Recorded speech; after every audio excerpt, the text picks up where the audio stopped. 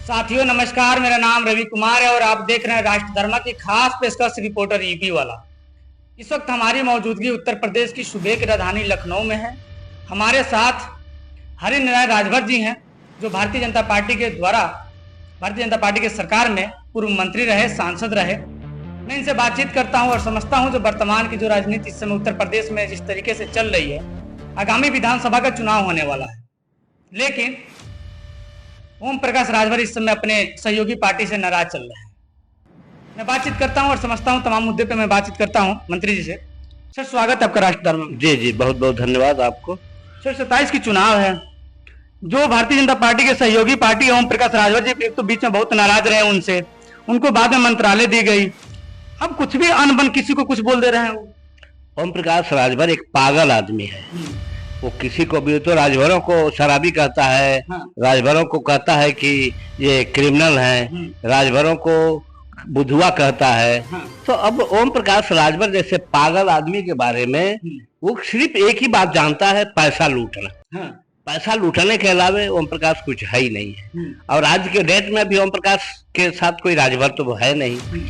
ओम प्रकाश जब चुनाव लड़ता था निर्दल स्वयं पार्टी पर, तो विधानसभाओं में 4-5 हजार वोट पाता था, और जब लोकसभा का चुनाव लड़ता था तो 15-20 हजार वोट पाता था। यही उसकी असली आज भी जमीन है। बुद्धिजीवी वर्ग जो है ओम प्रकाश के राजभर के पास तो है ही नहीं है। अब तो ओम प्रकाश राजभर के साथ बुद्धिजीवी जो है जिहाद छेड़ दिया है कि भारतीय जनता पार्टी की सरकार अपने समझौते लिस्ट से इसको बाहर करे, इसलिए कि 2024 में ओम प्रकाश लोकसभा के चुनाव के समय में उसने चुनाव लड़ा एक सीट मऊ से, यानी घोसी लोकसभा से। पूर्वांचल के करीब 1 दर्जन से ऊपर सीट जो है इस वजह से साफ हो गई कि ओम प्रकाश राजभर था। ओम प्रकाश राजभर सवर्णों को गाली दिया, भारतीय जनता पार्टी कार्यकर्ताओं को गाली दिया, गाली दिया है। तो वो लोग समान वोट नहीं करेंगे और 75% राजभर उसको वोट नहीं करेंगे। ओम प्रकाश राजभर को खत्म होना है। अगर भारतीय जनता पार्टी ओम प्रकाश राजभर जैसे एक चूहे से अगर लड़ती है तो फिर भाजपा को कौन समझाने जाए। भारतीय जनता पार्टी इतनी बड़ी पार्टी है जिसके केंद्र में सरकार चल रहा है, राज्य में सरकार 18-19 राज्यों में सरकार चल रही है। ओम प्रकाश राजभर को मंत्री बना दी, जिसको आप कह रहे हैं कि बिना पेनी के लोटा है। तो है ही है, तो इतिहास कायम है। ओम प्रकाश राजभर को तो जूते से मार के भाजपा को भगा देना चाहिए। भाजपा पहचान नहीं पा रही, क्या गलती कर रही है? क्या हो सकता है भारतीय जनता पार्टी अगर शायद ऐसे ही लोगों को पसंद करती हो तो अलग बात है, मगर भारतीय जनता पार्टी का ओम प्रकाश राजभर रोज रोज शिकायत यानी नुकसान करेगा। अगर कहीं आने वाले चुनाव में अगर ओम प्रकाश भाजपा के साथ रहा तो पूर्वांचल साफ हो जाएगा। इतनी बड़ी पार्टी इतनी बड़ी उत्तर प्रदेश में चूक कर रही है, जिस तरीके से आप बता रहे हैं। आप भी भारतीय जनता पार्टी के मंत्री रहे, सांसद रहे, अभी भी आप भारतीय जनता पार्टी में ही हैं, और भारतीय जनता पार्टी के विचारों से आप खिलाफ जा रहे हैं। ओम प्रकाश राजभर को कैसे मंत्री बना दिए?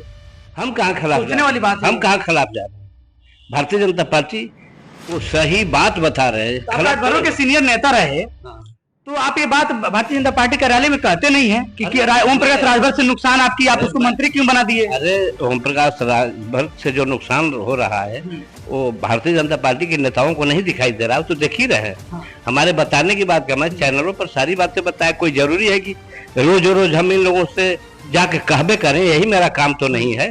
ये लोगों को खुद दिखाई दे रहा है, जो शासन सत्ता चला रहा है उसका ये नहीं दिखाई दे रहा है कि किससे हमारा नुकसान हो रहा है। भारतीय जनता पार्टी के नेतृत्व वर्ग खूब देख रही है। और ये भी मैं आपसे बता दूं, अब इसको न सपा लेगी, या न इसको बसपा लेगी, या न इसको कांग्रेस लेगी। ये सारे लोग के अगर जाएगा, अगर भाजपा अगर जो इसको निकाल दिया, तो अगर ये उन लोगों से मिलने जाएगा तो वो लोग जूता से मार के इसको खदेड़ेंगे।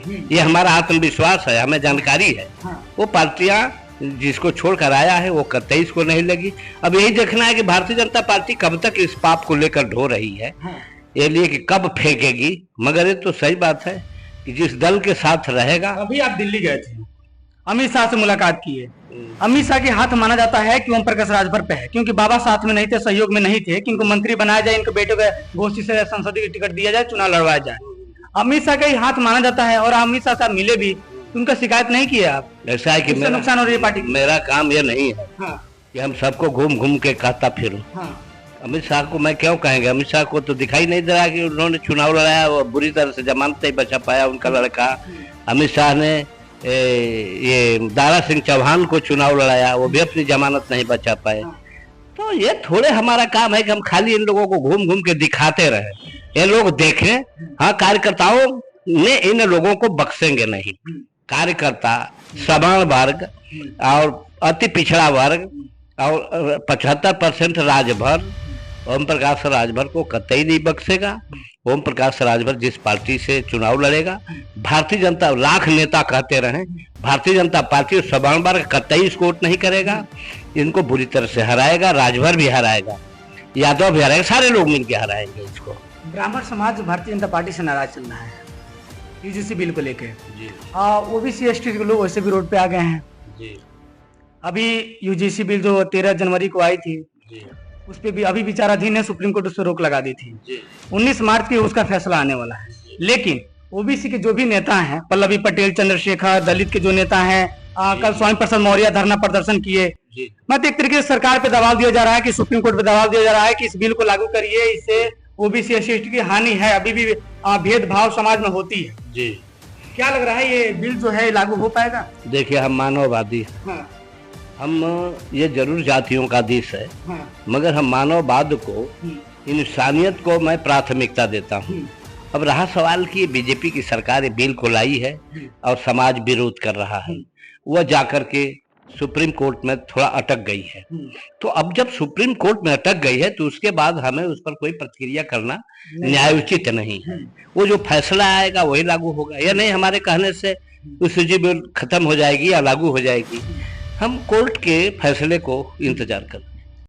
लेकिन अभी भी देश के 76-77 साल की आज़ादी के बाद भी अभी भी यूनिवर्सिटी में, बड़े बड़े संस्थानों में छुआछूत, भेदभाव की बीमारी अभी भी है। ये कब तक देश से निकली? तो दुर्भाग्य की बात है ना कि बच्चे बड़े बड़े संस्थानों से, आईआईटी जैसे संस्थानों से बच्चे पढ़ाई छोड़ के चले आ रहे हैं, अपना कोर्स छोड़ के चले आ रहे हैं। क्यों? उनके साथ भेदभाव हो रही है। ये तो ग्रुप और गिरोहों की अत्याचार है। मैं आज देख रहे हैं, ब्राह्मण की लड़की हरिजन से लव मैरिज करके शादी कर ले रही है, हरिजन की लड़की ब्राह्मणों से शादी कर ले रही है। यानी शादी ब्याह में तमाम छूट है, वहाँ कोई भेदभाव नहीं है। जो रियल भेदभाव की बात होनी चाहिए। आज किसी के घर भी कोई खा पी ले रहा है, कोई किसी को भी खिला पिला रहा है। अब तो भेदभाव की स्थिति कुछ समूह और कुछ लोग पैदा करते हैं, उसको कानून के दायरे में ले आकर के उनको ठीक दिशा निर्धारित करना चाहिए, है कि नहीं? छूत छात की बात है। अब तो यह वर्ग विभाजित विषय है। कुछ लोगों ने कुछ लोगों से छूत-छात करते हैं, कुछ लोगों के बीच में कोई छूत-छात की विषय नहीं है। तो ये तो जितना जल्दी समाप्त, समाज इतना जागरूक होता जा रहा है कि इसको समाप्त करना चाहिए, मेरा एक कहना है। स्वामी प्रसाद मौर्य का कल का बयान है कि ये सरकार कहती है कि बंटोगे तो कटोगे, यही सरकार बांटने की काम कर रही है। यही सरकार जब से आई है, भारतीय जनता पार्टी सरकार आई है उत्तर प्रदेश में या देश में, तब से ज्यादा जातिगत वर्चस्व की लड़ाई हो गई है, जाति की लड़ाई हो गई है, छुआछूत की बीमारी समाज में आ गई है। अब स्वामी प्रसाद मौर्य के भाषण पर हम क्या प्रतिक्रिया करेंगे? स्वामी प्रसाद का विचार कुछ अलग है। तरह तरह के हर व्यक्तियों का अलग अलग विचार होता है, तो अपने विचार के अनुसार जो समझ में आया कह रहे हैं, कहते रहेंगे, उन पर हमें नहीं जाना है। ओम प्रकाश राजभर ऐसा लग रहा है कि नाराज है, और वो कई जगह बयानों में ऐसे कहे हैं कि मैं अकेले 2027 में विधानसभा का चुनाव लड़ूंगा और सरकार बनाऊंगा। और अगर ऐसा ओम प्रकाश कहता है तो तो असल में उसकी बाप का तो कोई ठिकाना नहीं है। उसकी माँ ने किस बाप से पैदा किया है, क्योंकि उसकी जबान का कोई ठिकाना नहीं है। अब नहीं मालूम कि उसकी माँ उस समय इस तरह के कहाँ से, किस व्यक्ति से यानी संपर्क करके इसको पैदा कर दिया। ओम प्रकाश के कहने के पीछे हम क्यों जाएं? वो अगर उसको तो इस्तीफा दे देना चाहिए अगर इतना है। अगर ओम प्रकाश कहता है कि हम असली बाप, वो तो 50 बार कहता है कि हम असली बाप किए हैं, फिर वही उल्टा करता है। अगर दरअसल असली बाप का है तो ओम प्रकाश को इस्तीफा दे करके हट जाना चाहिए। अगर जरा सा भी इस बात का कष्ट, अगर उसके कहने का कष्ट अगर भाजपा को लगता है तो इसको 50 जूता गिन के मार के उठा के, वो ओम प्रकाश अपराधी है, माफिया कहता है। वो अभी कहा है कि हमारे पास उतना धन है जितना भारत सरकार के पास खजाने में नहीं है, और वो कहता है कि माफियाओं के माफिया हैं। तो इस तरह के अपराध करके और इस तरह की बात कह रहा है, तो भारतीय जनता पार्टी अगर इसको जरा सा संज्ञान ले तो इसको 50 जूता मार के तमाम मैटरों में जेल में बंद कर देना चाहिए।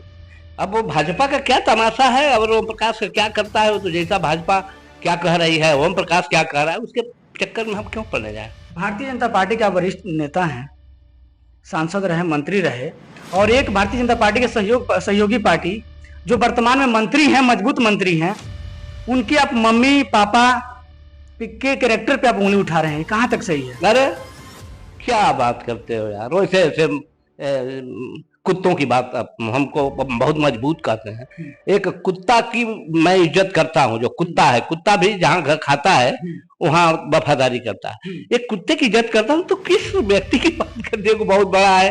अरे एक कुत्ता की इज्जत की जा सकती है, उसका नहीं।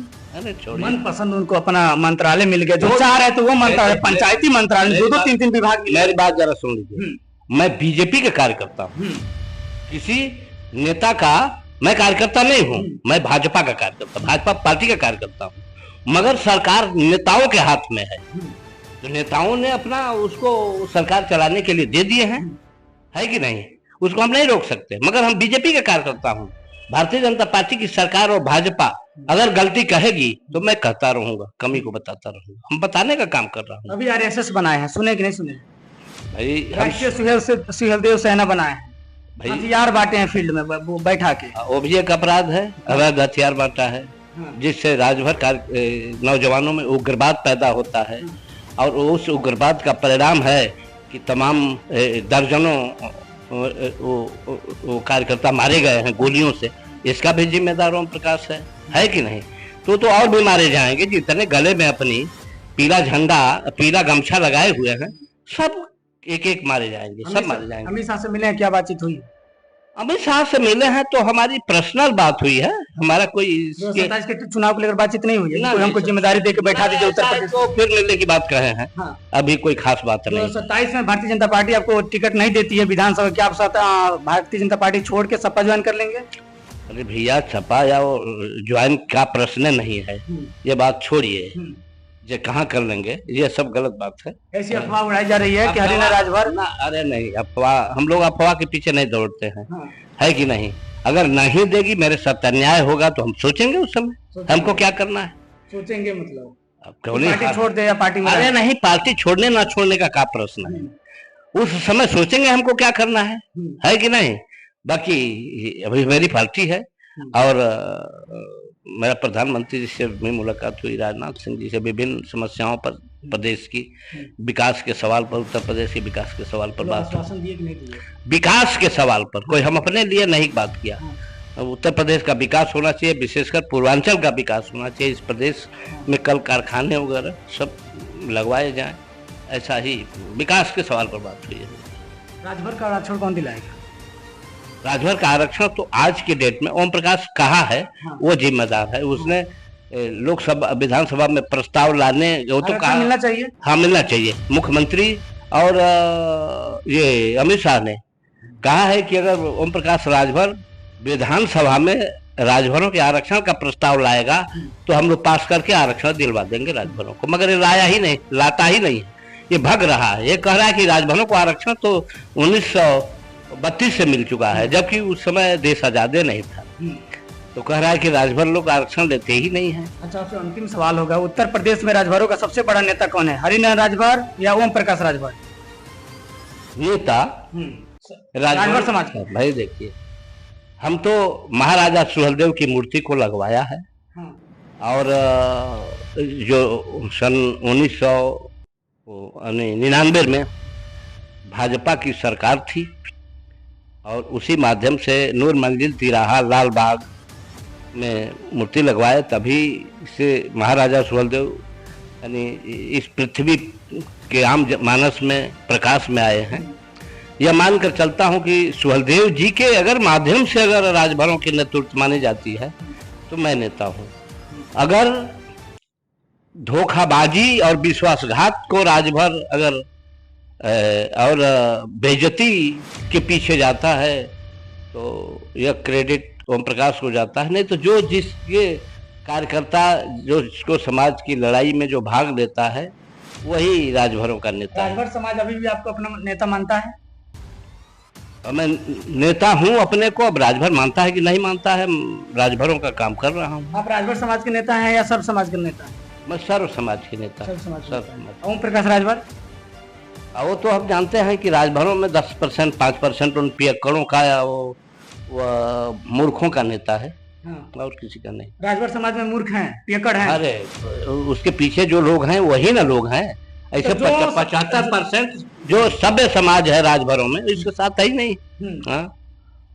चलिए साथियों, मेरे साथ फ्रेम में आप देख रहे थे पूर्व मंत्री पूर्व सांसद हरिनारायण राजभर जी थे। मैं इनसे तमाम मुद्दों पे बातचीत किया, समझा, खास करके चुनावी मुद्दा को समझा। फिलहाल इनकी मुलाकात अमित शाह से हुई थी सोशल मीडिया के माध्यम से। तमाम जगह पता चला सोशल मीडिया पे कि अमित शाह से मुलाकात हुई। अफवाह ऐसी भी फैलाई जा रही थी कि हरिनारायण राजभर अमित शाह से मिले हैं और ऐसे सुनने में आ रहा था कि सपा ज्वाइन करने वाले हैं। मैं भी बात किया और खास करके ओम प्रकाश राजभर जो वर्तमान में मजबूत मंत्री माने जाते हैं और अन बन बोलते हैं, कुछ ही बोले जाते हैं, इस वजह से भी जाने जाते हैं। मैं उस विषय पर बातचीत किया। आप क्या सोचते हैं, समझते हैं, अपनी राय हमें कमेंट बॉक्स में जरूर दें।